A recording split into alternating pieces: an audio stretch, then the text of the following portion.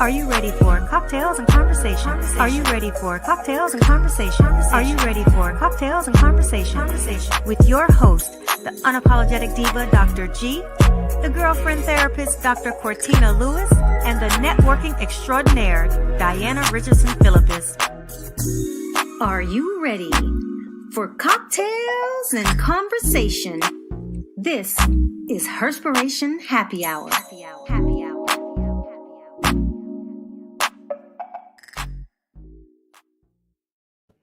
Happy Wednesday. Welcome to another episode of Herspiration Happy Hour. This is your unapologetic diva, Dr. G. This is Dr. Cortina Lewis, aka the girlfriend therapist. And this is Diana Richardson Philippus, your networking extraordinaire. Hey, how you ladies' week been thus far? It's Wednesday. Oh, amazing. Okay. What are we sipping on today? So we are sipping on a white tea martini, right? So a lot of people, they may think, well, is there tea in the white tea martini or the white tea shot? Actually, no. So it gets its name because of its color. Like a white tea, it kind of looks like it. So that's where the name comes from. So instead of doing a white tea shot, I did a white tea martini. And so you add an ounce of vodka, ounce of peach schnapps, half an ounce freshly squeezed lemon juice. If you don't have freshly squeezed lemon juice, you can also use the lemon in the bottle. And then you want to use a half an ounce of simple syrup. You shake well with some ice. You top it off with some lemon lime soda. And you can also garnish it. I like sweet, so I garnished it with some sugar. You can also add a lemon wedge. And for spice, I added a little bit of an orange wedge, and I also added some sparkly edible glitter to the mix. And there you have it, your white tea martini. Now, I don't know if everybody can see the glitter a little bit, maybe. The glitter a little bit. But at the bottom, right at the bottom. Yeah. Because it's settled now. Okay. Oh, today is such a great topic for so many reasons. Because I was sharing, of course, before we come on, we're always having some kind of conversation. But it's interesting, like when you get certain topics, and then you're like, oh, let me think about this. It wasn't until I read the topic and I was creating the show, the show description and all of that, that I did not realize how multi-generational my friends really are. Like my network group really expands from in the early 20s all the way into the 60s. And I'm not talking about like my mom getting ready to turn 70, but I'm talking my friends who, Cortina, you didn't even know was in her 60s. No, I wouldn't have never guessed she was. Yeah, I'm talking about Denise, Diana. Yeah. I didn't know Denise was that old. I did not know that young. Well, Denise, I believe, is getting ready to be 65. Huh. I would have never. I would have never. When you talk about look amazing, like yes, yeah, I have to, and because she's so youthful that I forget that she is even in her 60s. Like, what the hell? Or is it 50s? I'm sorry, 50. She's almost 60. I'm sorry. She's almost not 69. She's 50. She's almost 60 years old. I think she's like 67 or 68. 57. 50. I'm gonna get this shit right in a minute. 50. I still don't think that I probably would have thought she was almost 60 though. I'm thinking of my mom. No, I still wouldn't have thought that she was almost in her 60s. I know that's the hard thing. I keep on forgetting how old she is because I feel like she just celebrated her 50th and barely that. But I have to be conscious that I think she has me by about 5 or 6 years, maybe 7 years. So interesting. So when it comes to like having multi-generational friendships, when you think about it, like what are the age gaps with the relationships and friends that you have? So most of my friends are older than me. It's always been that way. Ever since I was younger, I've always had friends that were older than me. Now, don't get me wrong. I have some friends that are like my age, but more so as associates. But I was always the youngest out of the group. And I think that's because I was always much more mentally and emotionally mature than people my age. Now, I'm not talking about, even in high school, like I hung out with seniors. Not that I was trying to do anything fast or anything. It's just that's just who my friend group was. And it's kind of like I just kind of fit in. It wasn't like I ever got picked on, like, oh, you're the young one or what have you. No, it was cool. And I love the diversity in my friend group now. Like I have one friend that's younger than me, but she's an old soul too. So my friend Whitney, like she was in the wedding. So she's kind of like the same way.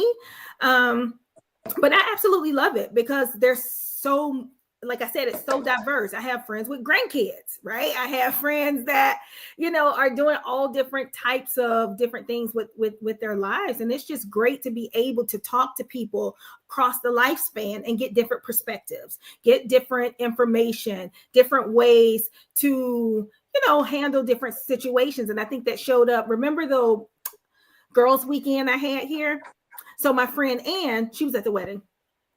She was here, and she's the one. She has 4 grandchildren, and she's older. She's like in her mid 50s. And for her, we were all talking about like how our moms are like overly involved in our lives and try to tell us stuff. Well, she has adult children, so she was saying she was able to talk to us from a mom with adult children, like, well, they might be hearing it from this day. So just being able to hear various perspectives, I think that's the best part about having friendships across the lifespan. What about you, Diane? Oh, I concur. I have, for the most part, I have probably some that are younger than me, a lot that are younger than me, some that are around my same age. We complement each other well. And then I do have friends that are older than me as well. And I would just say, Cortina, in that same vein, it's always good, it feels good to have some that are older than you because, they're shedding wisdom, they're giving different insights because it's that been there, done that type of, mentality and encouragement and wisdom that goes on. And even for like my younger friends, they're always a vibe. But I too have that been there, done that in certain situations, that they may incur. I'm like, girl, look, the older you get, you will understand that, these little trials that you're going through right now, especially when it comes to matters of the heart, right? How that goes when you're younger, you think the whole world is ending. But you'll really see that it's not serious. Not that serious. Yeah, I think it's a lot like that. Like I've always, like you, Cortina, been the old soul. I've always had older friends. Even when I was in high school, my boyfriend was not in high school because I just never dealt. Well, I hope you went in the 9th grade. I was in 10th, but we were in high school together. I was a freshman, he was a senior, and that was way back then. But we started dating my 10th grade year, but we was always together, and he was out of school by that point. But we had he was in high school with me when we first met. And I think I knew him even before I got to high school. And but yeah, I think that for me, I've always been much more mature and all of that. And so even the young women that are around me are mature. So there's not like a gap. I don't feel like there's an emotional or mental gap there where it's like, oh, I can't even I don't want to deal with it, because mentally and emotionally they feel like they don't fit in with their peers, and they fit in more with a older crowd, or they're looking for something a little more mature. So I do feel like, I think part of that keeps me kind of youthful, because I can kind of stay understanding like different things, because even though mentally and emotionally they might be mature, they still like what they like, or they're still hip to all of the, what do you call it, the lingo, the slang, the what do you call those little emoji things or the acronyms? Because half the time I don't know what in the world they are. I'm looking on social media. I'm like, what the hell does that mean? I don't even know. Just some of the acronyms. Huh? You said you Google? I think you gotta Google it. Yes. I am not Googling. I'm just gonna go right past that. Like, Yes, look, yes. I don't even know what that means. But yeah. What happens? My friends don't know what it means. I might have to go to Morgan. Well, you know what? But you look at him, even Morgan is very mature for, even though she's young, she's still a very mature. She's much more mentally mature than most people in her, amongst her peers. Yeah. She is. I can hang out with Morgan. Me and Morgan's hung out when we was in, where did we go? Wisconsin and Chicago. In Chicago. Mm-hmm. We got to hang out. So I think after you get a certain age, it's just like you realize that you're also setting an example. And so you show up differently, but you are, because of your experience, like you said, Diana, you can kind of pour into them differently sometimes where you didn't have that, or you didn't have that understanding, but now you have a shared experience. And so you can share with that, with your friend, like, you know what, I experienced that before. And like you said, girl, that broken heart, you're gonna be just fine. You're gonna realize that you didn't even like the person anyway. And that part. they come back and it's like, you know what, you was right.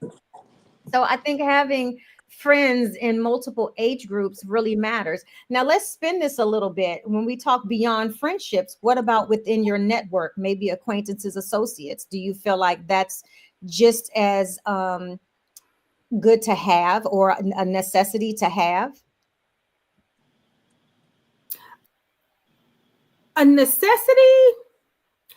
I don't know. Could it be beneficial? Yeah, it could be beneficial. And I would say, I don't know where I am right now in my career, if it would be a necessity or beneficial, but I would say maybe someone in the generation behind me, yes, because of what they're seeing with generation Gen Zers and how they show up. They're not as professional. They dress a little bit differently. They're getting fired at higher rates than other people that's in the workforce. And so I think having someone, at your job or in your field who can kind of speak some positivity and some wisdom, kind of like Diana was saying, and to you to say, okay, I'd be a little bit more professional, just some little teachable moments, some little mentorship. I think that's great to have. And typically when you say mentor, they don't necessarily have to be older than you,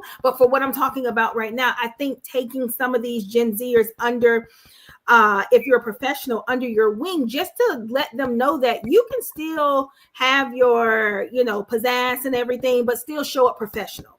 And when I say professional, I don't mean the colonial view or the colonizer view of professional, but just putting yourself together, putting an iron to the clothes, not going to work and your face fronting and you just look thrown together. Okay, at least put some effort in how you show up. That doesn't mean you have to get weaves and lashes and full beat face makeup. That doesn't mean that. That just means the way that you are presenting yourself is okay. And sometimes, because of the society we are in today, sometimes you need to pull them aside. So I don't know if you all saw that study where people are firing Gen Zers at much more faster rates than any other generation, just because they want to come in late, they want to leave early, they're always on their phone, they don't necessarily have the people skills or the social skills needed to last in certain positions. So I think in that example, it would be great to have somebody older who can impart some wisdom in a non-judgmental, non-critical way,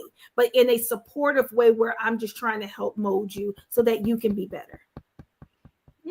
Well, so how do you go about that and not strike some kind of defensiveness? I think that would be the question, is like, even if you're connected with friends who are younger, and some of them are much more delicate than we are, you know what I'm saying? So it's like, how do you really navigate those spaces, or with, especially in the professional realm, how do you navigate those spaces to not come off offensively and to not feel like have them feel like, oh, this is a toxic work environment, or I feel harassed, or, you know, they don't like me. And, you know, Gen Zers feel the need to be liked, which is why they do things on social media that's kind of wild just for some level of attention.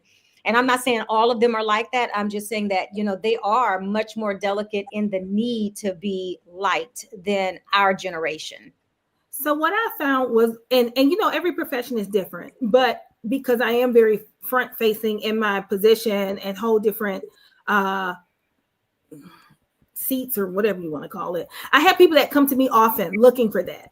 And so it's a great opportunity for me when I see different things to be able to say it. For example, just a few days ago, I saw someone post something that could be potentially alarm raising. So I just did a little, I like to call a little pull up. I just called them. I said, hey, I saw that you posted something. I'm just checking in because, you know, that could technically be an ethical violation. I just want to check in and test the water. Did not get offended at all. Appreciated me being able to do that because I want to make sure that anyone who wants to be get connected to me is connected to me. They are able to, I'm able to actually impart something into them. So even if you're in an office setting, you know how you have some of those people that just gravitate to you naturally. I think it'll be easier coming from you versus a total stranger who you don't talk to and you don't really have that relationship. So I think in order to be able to do that, there has to be some type of respect and relationship there. And it's always also in the way in which you go about saying things. Now, if you say that is not professional, okay, I'm gonna be, well, who are you to tell me what's professional or not? You know, I'm gonna be on the defense. But if someone say, hey, you know, sometimes you might get better results, you know, if you show up differently. And they may be like, what do you mean show up differently? In just the way that you are, you know, preparing yourself to be able to talk to new accounts, pull people in, because whether we like it or not, and I know people be like, I don't care what people say, it don't matter. Guess what? And people are already making judgments in their mind, and we don't want to give them any reason why they would not want to work with us, why they would not want to, you know, take our product. Because let's just be honest, all the way across the board, we are judging somebody's work by the way that they show up. If we are seeing someone and they look busted and disgusted, I might not want them to do X, Y, and Z. I might not be able to see past my first initial impression of you in order to even get the product that I'm looking for. If someone seems disheveled and all over the place, I'm like, you know what? Okay, let me go on over here to whoever, you know, who seems like they have it a little bit more together. You might have amazing quality work, but will they be able to see your work past how you're presenting? Oh no, I agree. Some people are like, well, my work speaks for itself, but will I be able to get to the work, or I'm gonna bypass your website or bypass whatever is there because it's like, okay, yeah, let me go to the next one. Oh, this is easier to follow. Okay, this looks nice and put together. The person looks nice and put together. Mm-hmm. So that's just my intake. Do I believe that people should be judged off of the way they present? No, but the reality of society is more people do than don't judge people off of initial impression. And that can even be cleaning up your attitude. It might not even be appearance, but it might be the attitude in which you bring, the aura that you have, where you may appear, or you may talk down to people and be very condescending. Who wants to work with somebody who's like that? So they might not even be able to see your work because they can't get past the attitude. Mm-hmm. So if you can have someone that kind of speak into the person and be like, you know, it might be beneficial to kind of alter that a little bit because it might be off-putting to some people. Mm-hmm. They'd be like, well, what you mean? I got an attitude. No, but if I didn't know you, I might feel this, or I might see this, or this might be the impression that I would get. But I know you, so I know you're not like that. Mm-hmm. But just be mindful. And you're just saying mindful. You're not telling them to change. You're just telling them to be mindful. Would you want to come to somebody who talks to people the way that you talk to people? Yeah. So No, yeah, I think it's appearance. I think it's presentation. I think it's vocally. I think it's in your work. I think it's in all areas being able to, and it's about how you do it, not necessarily what you say, but how you say it and how you present it. Mm-hmm. Oh, I 100% agree. I think in a few things or times where I've been interviewed, or I think I may even talked about it on here. Uh, I tell people, I had to learn how to be a great friend. It's like, okay, what does that actually look like? And I feel like my friend Kim, she's in her 50s. I think maybe did she turn 60 yet? I think she just turned 60 in December. But I told her, I was like, wow, she really taught me how to really be a great friend. And, so sometimes good as being a good friend it's a good thing, but being a great friend is how you show up is very different. And when I say that, I'm gonna tell you, I had never had anyone in my life, none of my friends, none of my friends ever be so remember things that I can barely remember. Like I have a calendar to remember everything. And I can tell her 3 months from now, oh, I have a doctor's appointment. Literally on the day of my doctor's appointment, she's like, oh, she'll text, I hope you have a good doctor's appointment. I'm like, damn, how the hell you remember that? And I barely remember that. But she's always been so intentional on how she showed up and remember things. It taught me how to be able to show up and check in and do a little bit more. Am I perfect at it? Hell no. But she showed me a different way or a different level of friendship, and I was able to go back and reflect and say, I like that. I like that part of being a friend, of being able to show up. So I'm grateful that I had someone older than me to show me something different. And it's helped me be where I'm at in terms of how I show up every day. I mean, y'all get text messages from me. And I started that with her. My mom started it with me, but before I was doing it with any of y'all, I was doing it with her. From my mom to her, and me and her have been doing it, oh my God, at least over 20 years now. And then it was so funny that we played Words with Friends just back and forth, well over 10 years every consecutively. But it's just little things like that reminds you of the value of friendship. And here's the real kicker. There's nothing that Kim does not know about me. Nothing. In terms of like my family things, when my grandmother passed, when, my aunt passed, when my dog gets sick, I had surgery. I mean, all kind of things in my life. And not a one time has this woman ever physically met me. Physically. We've talked on the phone. We text every single day since 2004. Never. Oh, wow.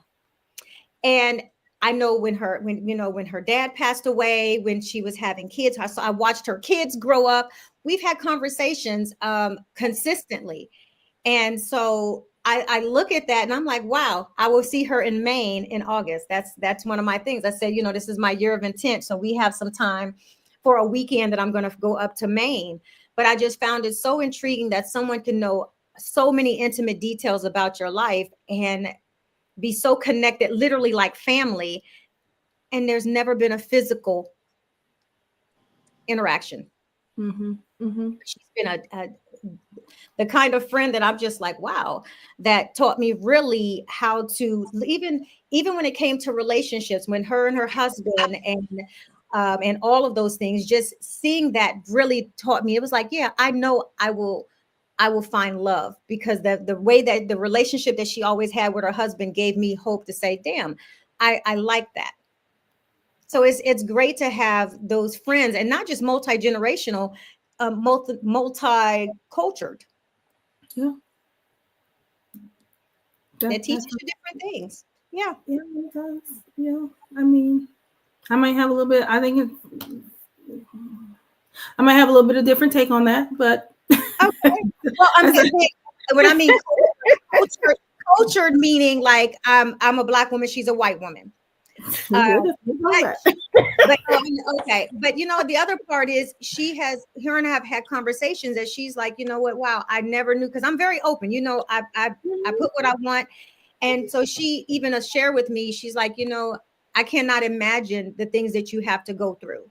And I think it's admirable as a friend to recognize those things, but I don't have to change who I am because I'm friends with her. I can still show up my pro-Black self and she's okay with it.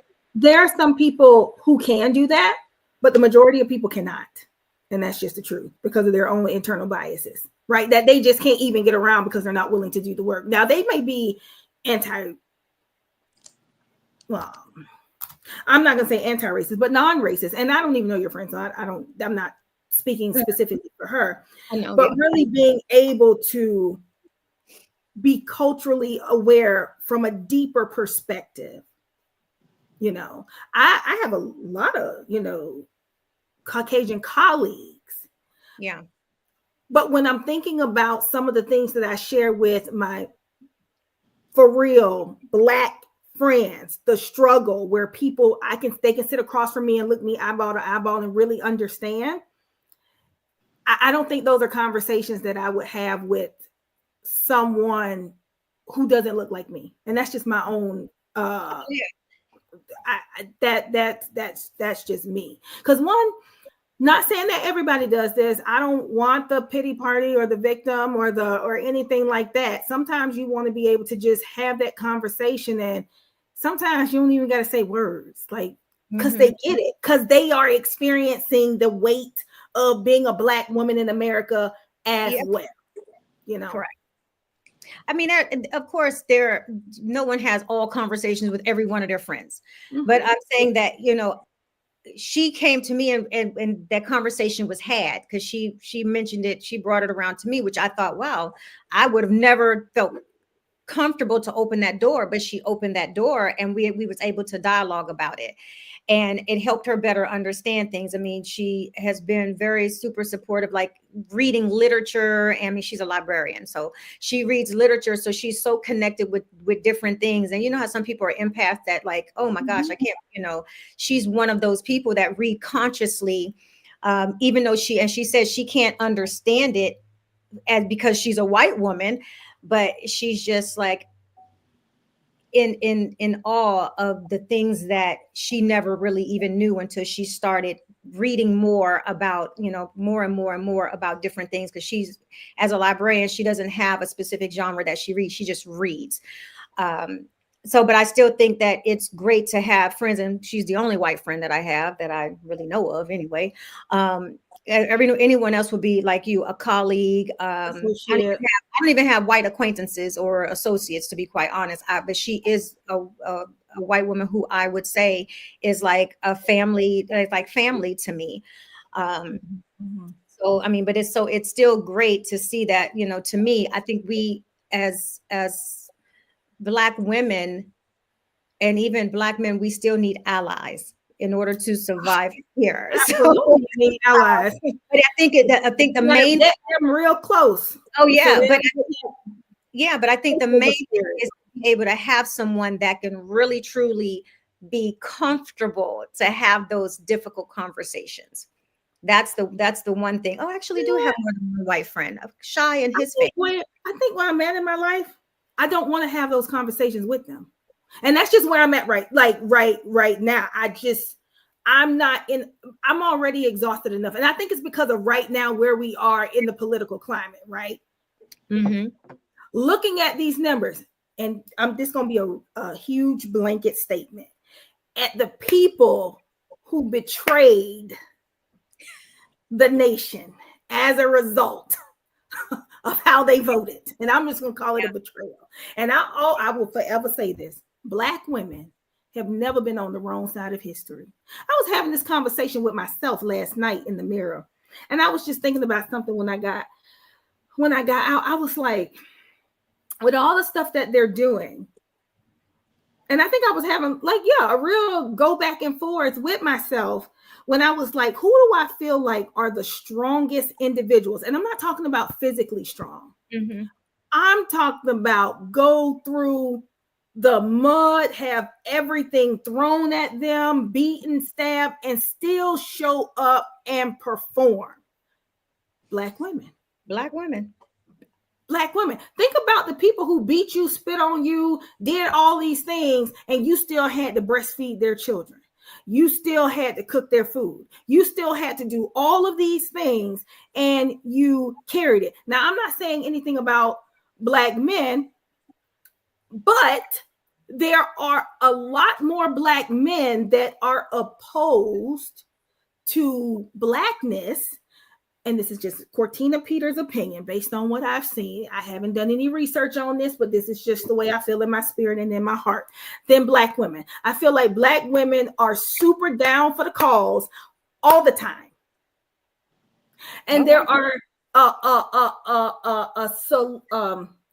a segment of the Black male population that's kind of fair weathered. They kind of do like this, but not like strong in the paint, like how, you know, a lot of Black women are. Again, I'm not saying Black women aren't. But honestly, where's the choice? That they Where's aren't. the choice? Like, where's the choice? There's no choice.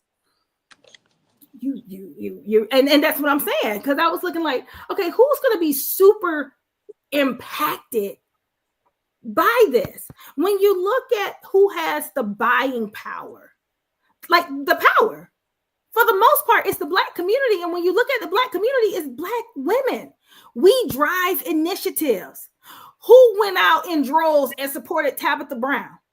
Mm-hmm. Black women. Who supports these different TV shows and make them go number one?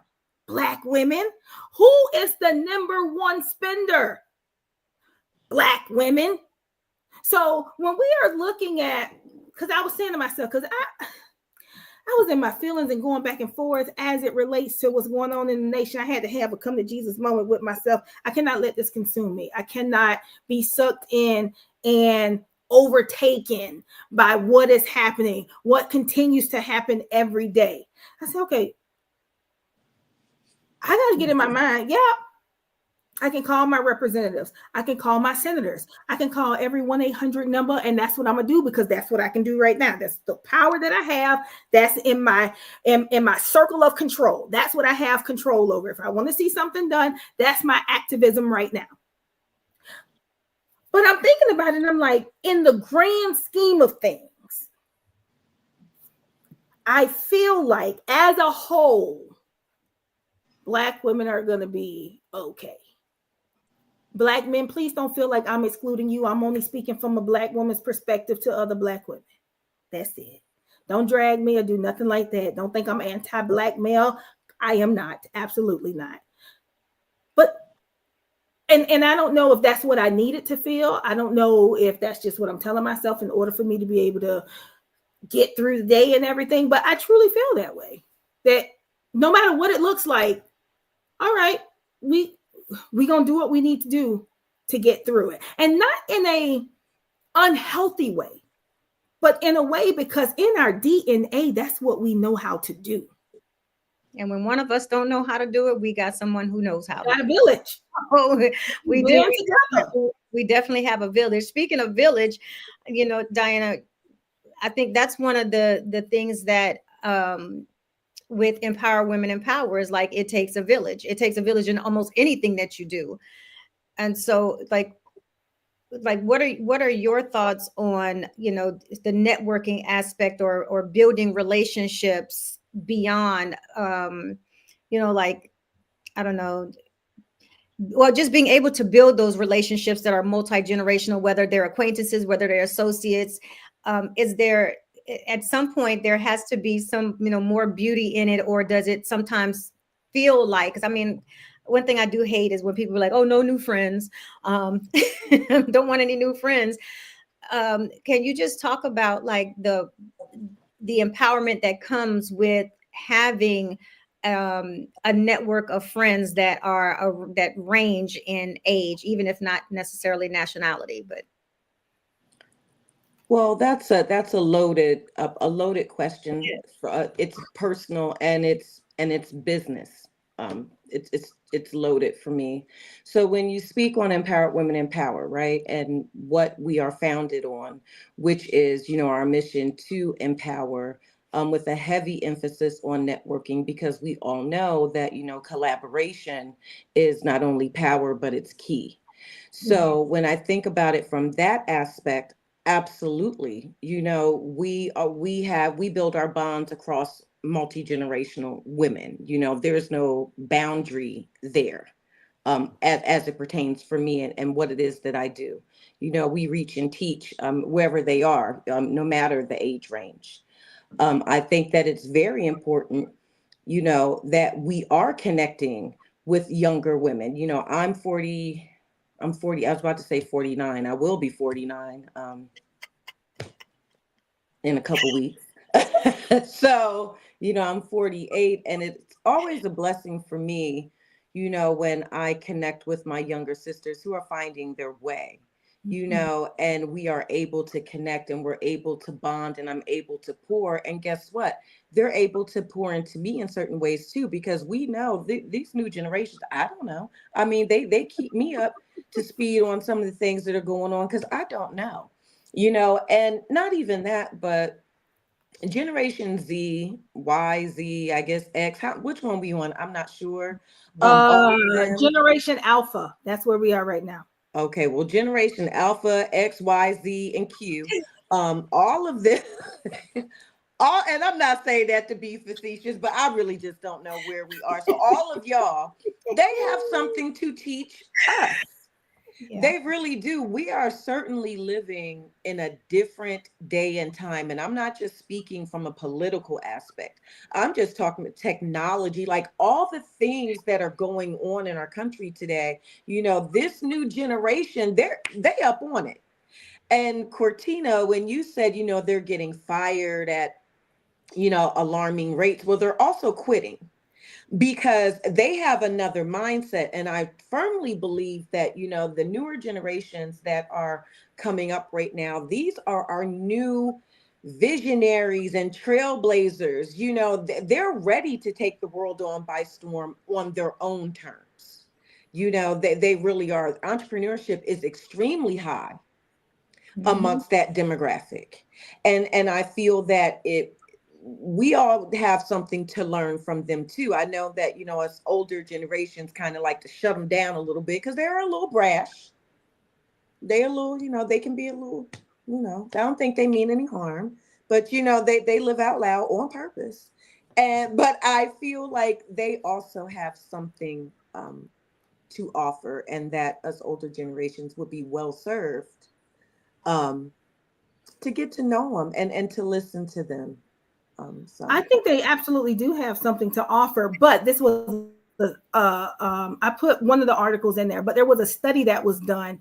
Not forget the people who want to be entrepreneurs. I'm talking about people graduating college, going into their career, into the workforce, and what companies are saying, what their issue is when it comes to hiring because of the turnover, because of how many people they have to be able to let go. I do think, well, we can't really talk about Generation Alpha because these are the babies that's being born right now. Right now, they can't teach us nothing. But maybe like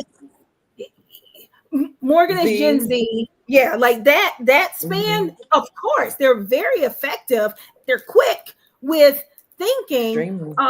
But I do believe, like you said, it's reciprocal. Like, I can't believe I'm the mom where I'm like, okay, Morgan, can you help me do this with my phone? I never thought I would be there. I've been there for a few years now. Well, she's like, Mom, give me the phone. I'm like, well, I don't know how. I ain't know. And y'all already Let me know. tell you something. My nieces, who are 7 and 8 or 8 and 9, God forgive me, I can't even remember my baby's ages. But when I tell you they can put together a whole CapCut video edited, I bet they can. Absolutely. And I look in amazement when I've tried, and I'd be like, oh, I just don't, this is not, what am I supposed, like, why is this template? And they can do it quickly. I still can't do it. So, it's really a different day and time, and we just all have to just come together and we just got to come together. We got to get them our social skills though. Because they do. Verbal cues, body language, those core elements that are important when you are in the real world and not behind the screen. And some of that is a lost art. Now, I'm not saying all, because this is just a very general blanket statement. This is not for everybody, because I'm not saying that all individuals in that generation cannot do it, but I think they do need a little bit of encouragement. Growing up, I could not walk into a room and not speak. Hello, hi. Oh, they ignorant with it. Some of them. Not all of them. But not they ignorant with it. You're right. Some of them. Oh, they can be. They can be. They can be. You need to speak to me. Like this entitled air about them. And again, anybody in not all of them. Not all of them. Not all of them. Because for the most part, if Morgan walk into a room, she gonna speak. She gonna say hello and everything. It's just manners. But I also think it's on the parents as well. So because I don't know if younger parents are still instilling the importance of being polite, saying thank you, saying excuse me. You know how many times I've been, well, it's some adults that do that too. They like bump into you. I say like, well, damn, can you say excuse me? Just, I think among society, politeness it has decreased. I don't know if it's people's haste. I don't know what it is. I haven't done any research. I don't know. I just know my experience. Like when you hold the door open for somebody, well, damn, I could have just closed the door in your face. I ain't even have to hold the door. When you let somebody over in traffic, normally people I give a hand, like I acknowledge you. I give a hand wave. Thank you for letting me in. I get mad when people don't acknowledge that I slowed down, put on brakes, and let you get over. Y'all can tell this real personal for me. So there are a lot of things in society, and I don't know if it's just us as society as a whole, and maybe we need to talk to our cross-generational friends to kind of figure it out, what that looks like, whether they're younger, whether they're older.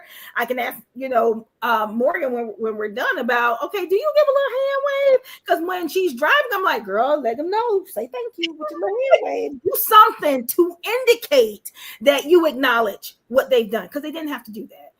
Someone's holding the door, you said, thank you so much. Or you hold the door for them. It's just common courtesy. I think we need that. I think we need more of that. I think life is hard, and it's probably going to get harder before it gets better if we're not under Russia's control. I think we need to really get back to the basics. And I know that may seem like what do you mean by that? Common courtesies, being nice to people. Yeah, but Cortina, a part of that, I get what you're saying. I really do. But we also have to just lead by example. And even if it's not reciprocated, right?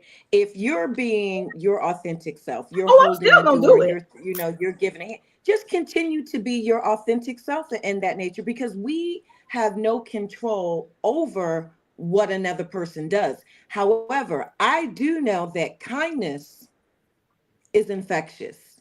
Yes. It really is. So even when someone is being nasty, you understand what I'm saying? Like, I've had situations where people, they walking in the door, I'm like 2 steps behind them and they don't even hold it. And I'm like, okay, whatever.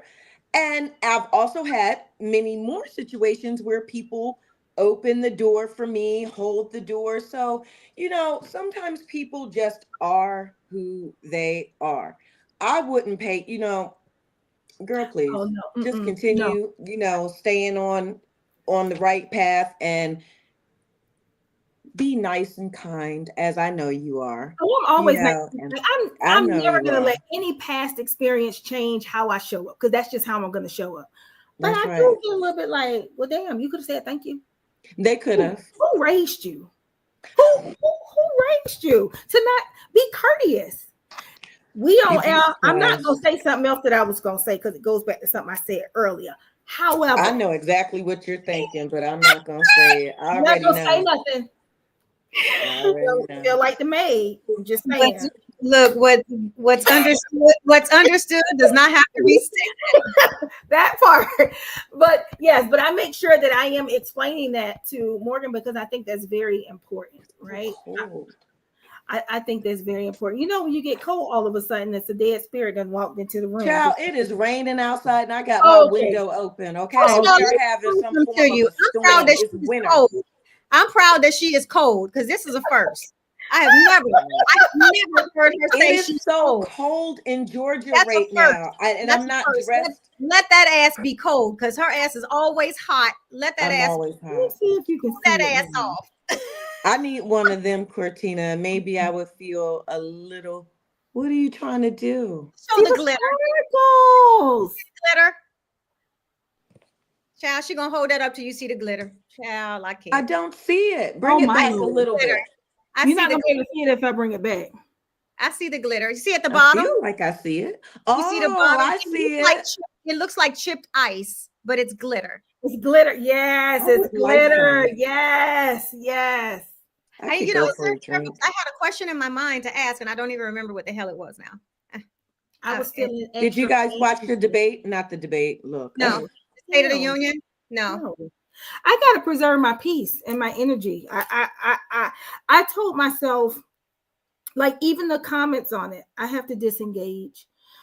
I can only take in so much. Now I did see like where Al Green got escorted out and everything like that, and the protest, and they had the signs and everything. I saw images, I saw pictures. I didn't want to listen to his bullshit and his excuses and his lies and propagating ridiculousness, and I couldn't expose my spirit to it. So I just wanted to keep my peace last night. Only thing that really ran through my head, well, I'm not going to say only, but when they escorted Al Green out, the first thing that popped in my head was Everybody got up and left. I said, well, why didn't he have them people escorted out? When they did, I'm like, he is so nice. I didn't even know that was a thing. Unless, I was like, Biden, why didn't you pull that card? Because you could have took all of them outside and just kept on, because they were so very horrible to him and disrespectful. Democrats, they're too nice. They play by the rules too much. They color inside the lines. At this point, the Republicans all in a whole nother coloring book. They ain't even in the lines, on the lines. I don't even think they know lines are drawn on the picture. Okay. And so I think we have to get around respectability politics and politics as usual, because that ain't the game they're playing. And guys, this is not a political show. We just want to know that everything in life is political, because politics affects everything. It touches everything, whether you feel it or not. It absolutely does. Oh, you should feel it. Everybody should feel it. When you live in the nation's capital, you feel it a little differently. Well, we'll be there in a few days. Well, about 2 weeks, we'll be there. And so, but Hakeem Jeffries, shout out to my boy Hakeem Jeffries. I love me some Hakeem Jeffries. I love Jasmine Crockett. You know what? I didn't see Jasmine. They didn't really show her. Oh, baby, she was there. I knew she was there because they said that she was there, but they did not pan. She was part of the crowd that protested and walked out. Okay, I didn't see Jasmine, but Hakeem, he was so politically correct, just with a smirk, because I know it's almost laughable. You gotta see, because Trump, I mean, the things he says is so nonsensical. It's like you just have to sit there like.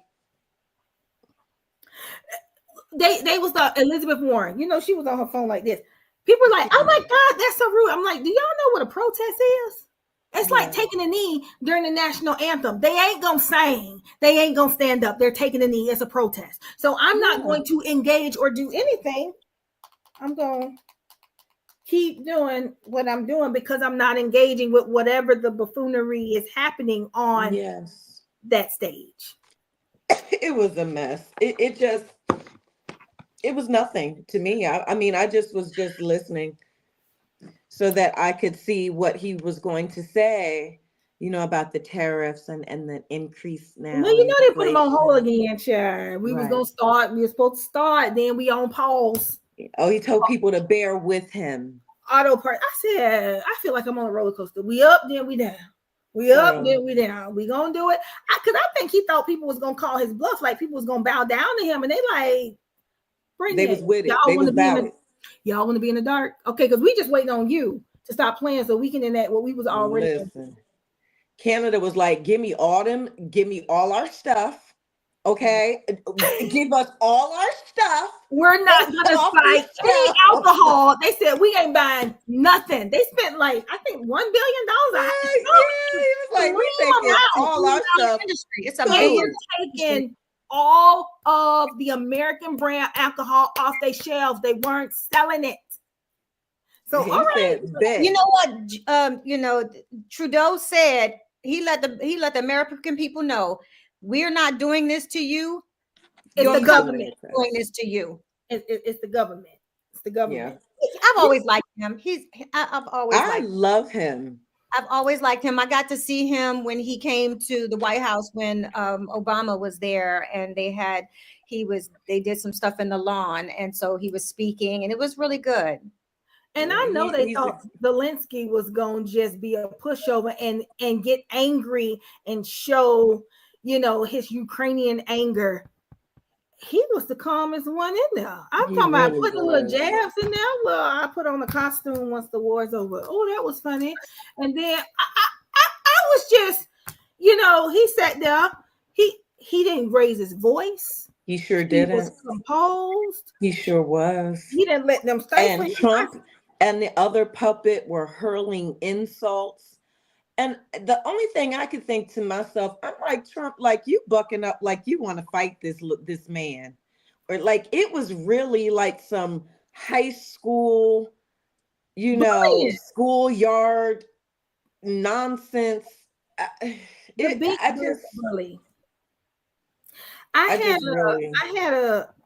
had someone send me a video today and tell me how disgusting and sickening the Democrats are, right? Because when the boy with the cancer who's been battling it for 6 years, when they gave him security or whatever, Secret Service, whatever. It was Secret Service. Nobody, the Democrats didn't clap. Mind you, we are in a boycott, so we're not going to engage or do anything. Number 2. Oh boy. You just cut cancer funding and research.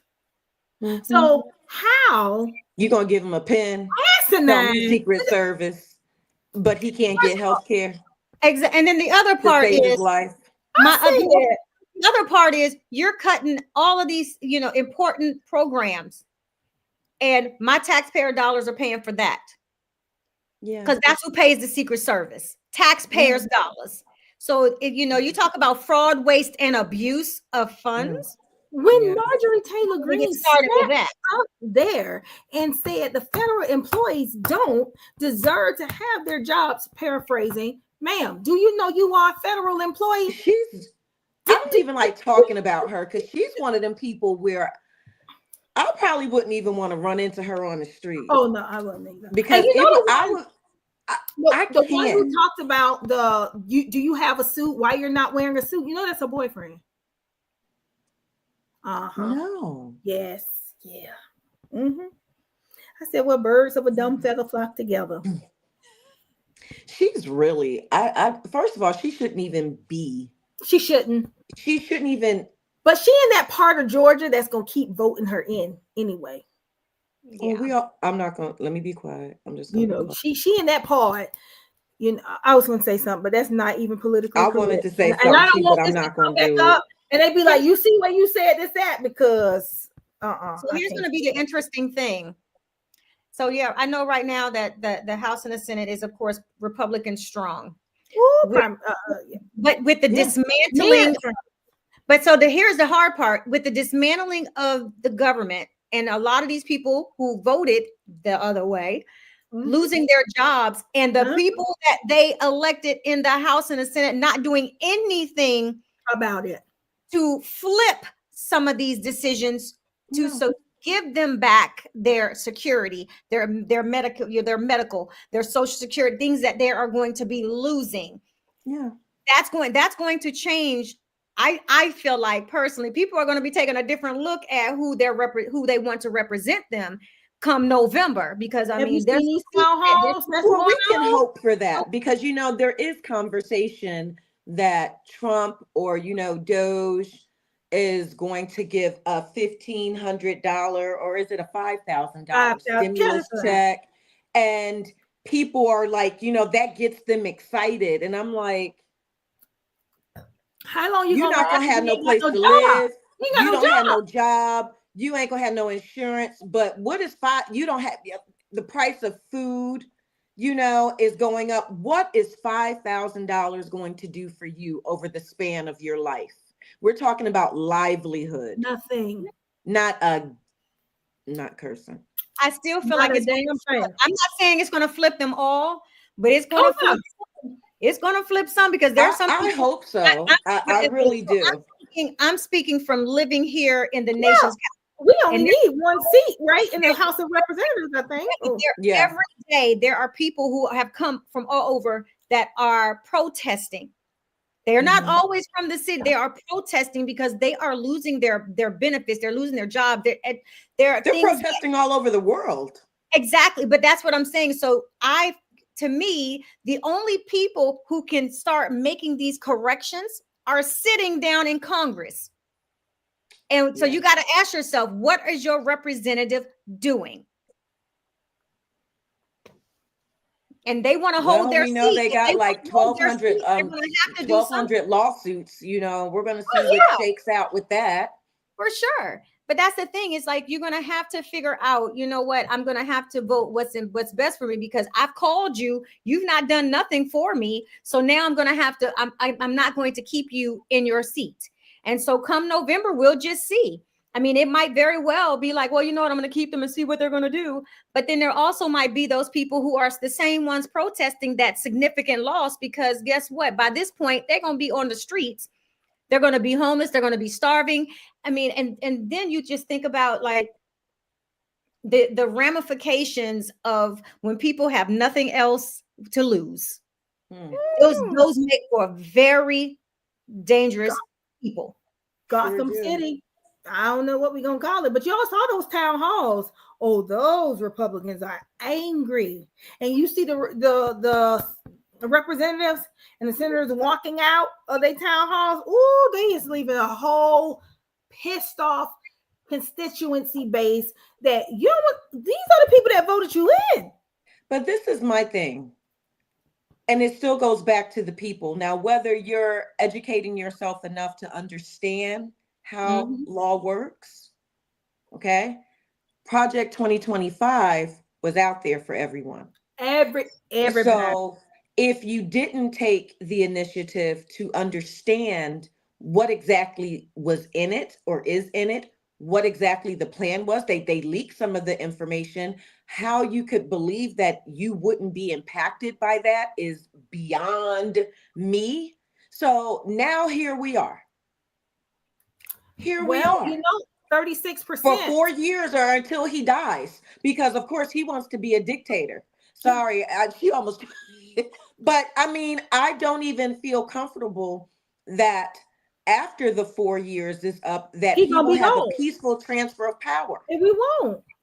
Well, we're gonna be transferred to Russia. So, but that's a whole nother conversation. Girl, I rebuke that in the name of Jesus. Just saying, I don't know who we gonna be, where we gonna be. We are alienated. How old is Putin? How old is he? Isn't it time? How old is he? I have no idea. He's killing everybody off. What the hell? But we are alienating. We are putting ourselves in a very vulnerable state.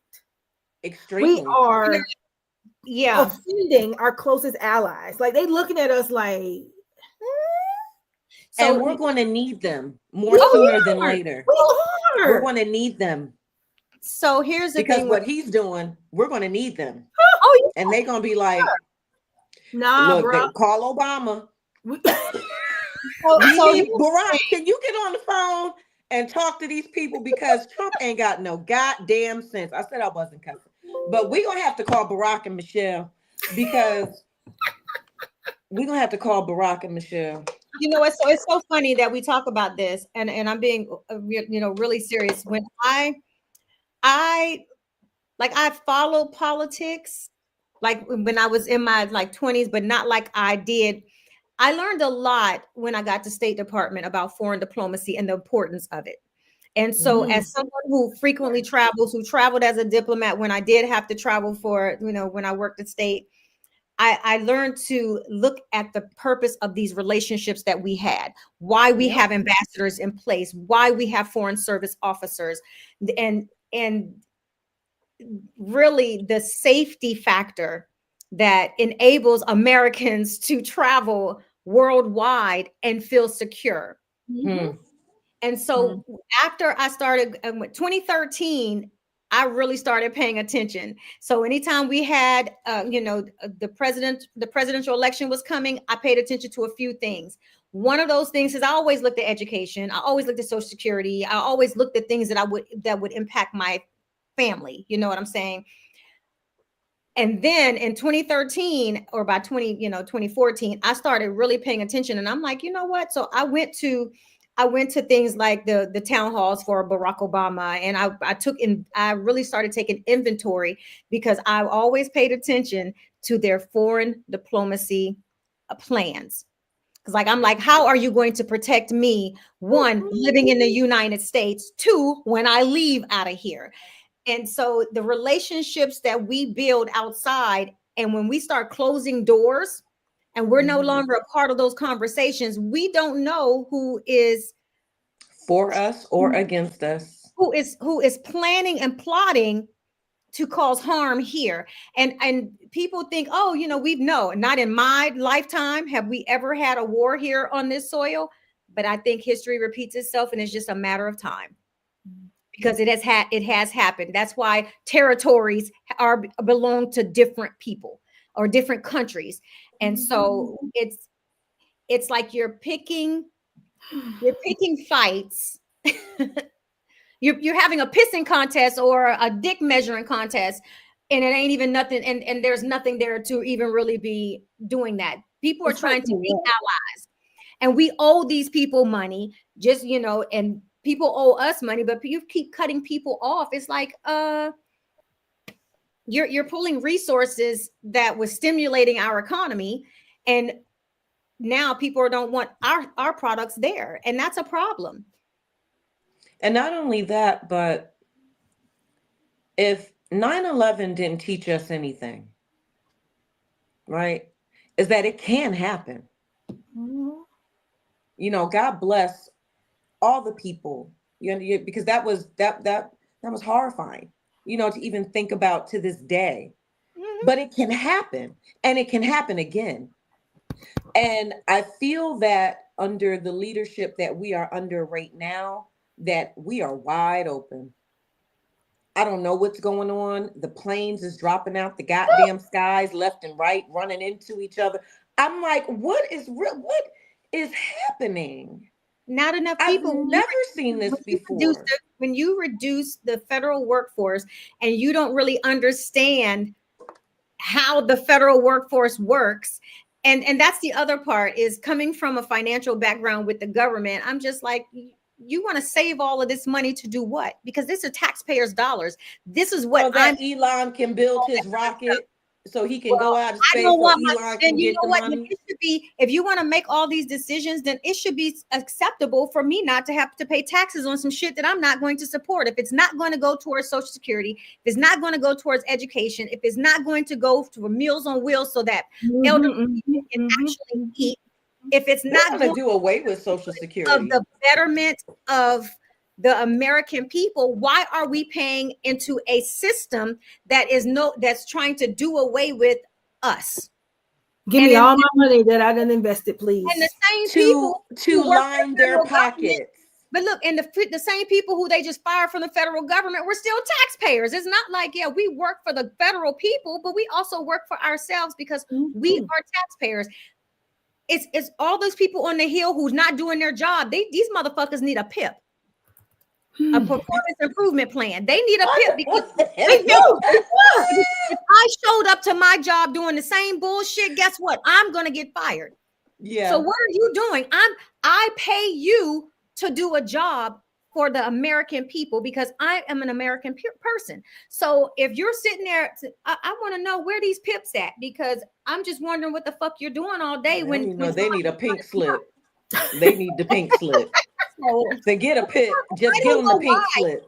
But I also understand why there are some countries that say, you know what, we voted you in, we're going to do without you. We're going to find a way to get you out. I understand that now. I understand that more clear than I ever have. But it's like, it's going to take, as you say, it's going to take a village. It's going to take a lot more. But this is why there's supposed to be a balance of powers. Where is this balance taking place? There is no balance. This is a cult mentality, because if Bush was doing anything that Trump is doing, they would have been trying to get him out of there. You would have. I haven't been on this earth that long, and I don't know about past time, but I don't think anyone has worshipped a leader the way that they do. And I use that word leader very loosely. You mean a leader? They do a person that reality. Because he is speaking the language that they already they like it. Yeah. Everything that he's saying is how these people feel. So he's rallied a group of people who are racist, bigots. Sorry, I wasn't even going to go there today, but forget it. But he's rallied these people, and then he's rallied the racist bigots, right? That's the cult. They're like, yeah, oh, great. Now we can have a president that thinks and talks just like us. And then for some of the Black people, I'm going to say it, okay?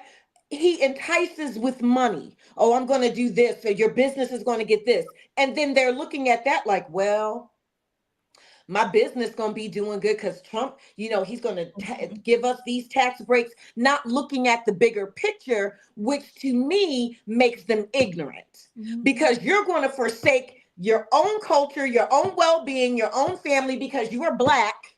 You are Black. Whoever, if somebody's looking at this that voted for Trump and you're Black, I'm sorry. You are Black, okay? If your skin looks like mine, you are of some minority. Okay, and he doesn't care about you. And for some Caucasian people, if you're not in a certain bracket, he don't care about you either. At all. He doesn't care about you. You, your family, your kids, nothing about you. Okay, now I got upset. I'm gonna stop. Well, it's okay. You could. We are. I get upset. We're over time. I get upset. But per usual, it's like, we get all caught up in our conversation. It's always a good thing. But, and our conversation went kind of left from our conversation, but I think that, but welcome to happy hour, because this is the shit that happens when you sit down and have drinks with friends. Yeah, they go. Yeah, they really do. But this is why this platform was created, because it's never going to be one dimensional. It literally follows a happy hour. It's like, it shifts. Yeah. I do, before we go, want to especially honor women who are making significant differences, the women who are on the Hill, like Jasmine, who love her, to ensure that there is some level of equality. So I do think it's important, because it is Women's History Month, that we look at the women who are currently making history. Yes. And honestly, I feel like that's even all of us here on this podcast.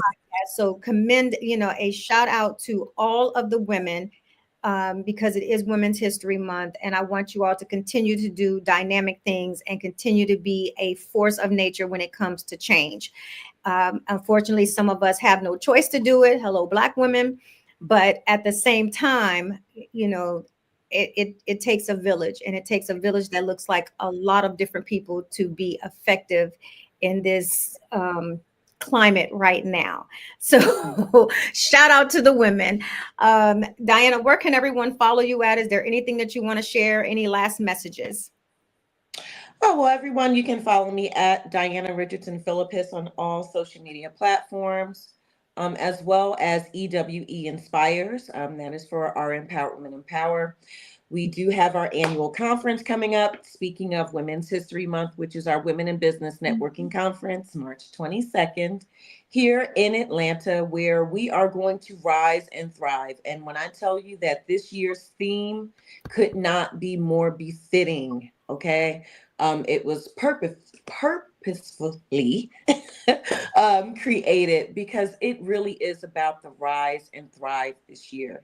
You know, if you're in the Atlanta area, if you're not in the Atlanta area, you know, come on out. We got a couple general admission tickets left. We about 2 weeks out. I can't even believe it. Yeah. But yeah, you know, but that's the biggest thing that I have going on. But stay empowered, everyone. You know, we will make it through, We you will. know, but be smart. You know, I tell people all the time, you know, we're not playing checkers. We're playing chess. It's the long game. Right. So move accordingly. Don't play checkers. Play chess. Okay. That's all I got. Dr. Lewis, what about you? Um, just give yourself what you need. Sometimes the need is to disconnect. Sometimes the need is to draw in to your support network. Sometimes the need is to just eat some ice cream and don't feel guilty about it. Sometimes the need is to take a nap. Sometimes the need is to read a book. Sometimes the need is to take some breaths and meditate or pray, or get spiritually connected. So whatever it is that you need as we continue on, as we go day after day, that's what I want for you to be able to focus on and honor yourself by being able to give yourself what it is that you need. You can find me at The Girlfriend Therapist on all social media platforms, and also the Noir Center, NOIR Center, on all social media platforms as well. All right, and you can follow me at I am Dr. P. Gurley, IAMDRPGURLEY. There's so many things damn coming up, but you know, just follow me and you you will see. I am still kind of on vacation brain a little bit, and then the other part is I do live here in the nation's capital, so seeing a lot is I'm doing my best to disconnect where I can to be able to focus on other things that I'm making a priority. And it doesn't mean that I'm closing things out, but I see it a lot more, especially when I'm having to drive to work or, you know, just different areas that I'm in. And it's on our news unbelievably anytime I turn the television on. So I think for me, what I will say, you know, I know that, you know, what you said, Diana, that we're not playing checkers, we're playing chess. I think it's time that we stop playing it all. I think it's time that we start taking things a little more serious about the well-being and stop being fed what sounds good, but recognizing the good that it's not doing. And, you know, dismantling the government and government programs is significant, and everybody has to get older. And then if you have a child, it's going to impact them too. So we have to make conscious decisions about what is it, how do we thrive as a community, not how do we thrive personally, because some things might not impact you right now that has the potential to impact later on, but you also have to think outside your own household. And so those will be my words as we navigate through this apparently what feels like a new normal of chaos. Get therapy where it's needed, find you an outlet. And if you have those multi-generational friends, find them, because I mean, history repeats itself. And so sometimes that you'll find that your older friends have been through similar things in their lifetime that you might just be finding out about, like, oh, well, this is not new to me. So I think that's the value of some friends. And then the last thing I would say is you have friends for a reason. This is time that you all can have those honest dialogues about what the change that you can make, because it only takes one person to reach another person to reach another person. That chain reaction can be the decision point of making massive change within your community. So that would be all that I have to say. Thank you for tuning in to Herspiration Happy Hour. We'll be back next week, Wednesday, same time, same place. I would say new topics. because you never know where this is going to go. So, like always, have a great week and a great coming weekend, and enjoy. And by the way, I'm looking forward to the Women in Business Networking Conference because I'll get to see my ladies again. So until next week, cheers.